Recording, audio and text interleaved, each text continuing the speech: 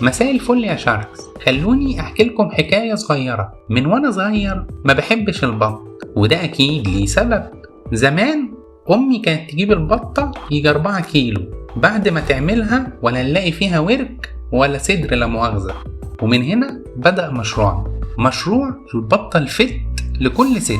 احنا قدرنا نعمل بروجرام بيتطبق على مزارع البط. البروجرام ده عبارة عن تراك البطة بتمشي فيه. أول لما تصحى تعمل كارديو على التريد ميل، وبعدين تدخل على السقاية اللي فيها الواي برسين، تاخد السكوب بتاعها، وبعدها عشان توصل للأكالة لازم تعدي على تمرين السكوات عشان تعمل لنا وراك محملة. وبعد ما تاكل من الأكالة اللي فيها علفة التنين المليانة بالبروتين، بالمناسبة احنا اللي عاملينها العلفة دي، وتدخل تنام 2 ساعات، وبعدها تقوم عشان تاخد وجبة العشاء. بس عشان توصل لها لازم تعمل مجموعتين بنج بريس عشان الصدر يحمل معانا، وأخيرا تاخد وجبة العشاء اللي قبل الأنتخة.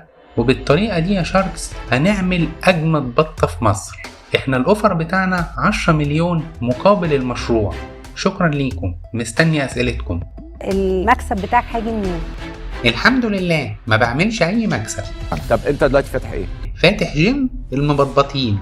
ابتديت امتى؟ الحمد لله ما بدأتش. انت جربت ونجح؟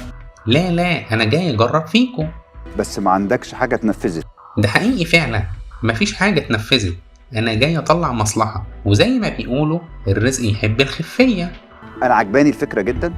ربنا يكرمك، والله كلام حضرتك ده على راسي من فوق. بس لو انت بقى عندك براءة اختراع مش موجودة في حتة تانية في العالم. ده حقيقي فعلا أنا جاي أبيع لكم المشروع وأتبرأ منه، وبكده أبقى عملت براءة الاختراع. مش فاهم انت ازاي مختلف عن اي حد تاني؟ أكيد أنا مختلف. أنا عاوز أطلع بطة مفخدة. انت بتبيع الحاجات دي للمزرعة؟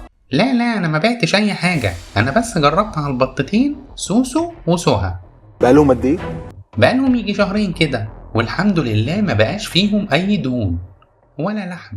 انتوا حطيتوا ايديكوا على سوق مهم جدا. أكيد، وإن شاء الله هنجيب السوق ده الأرض بإذن الله. شايف ان محتاج تركيز شويه في حاجه معينه على الاقل تبدا بيها وتنجح فيها، بعد كده تجر الباقي وراك. أنا فعلا أتفق مع حضرتك. أنا من رأيي إن حضراتكم تاخدوا المشروع وتركزوا انتوا فيه. انت السنة الجاية بتحلم بايه؟ بحلم أعمل مشروع تاني وأجي أبيعه واسترزق، واخد يجي 5-10 مليون كده زي النهاردة. برافو عليك. اللي انت طالبهم دول هتعمل بيهم ايه؟ طالبهم عشان أخدهم وأخلع وأروق على حالي بيهم.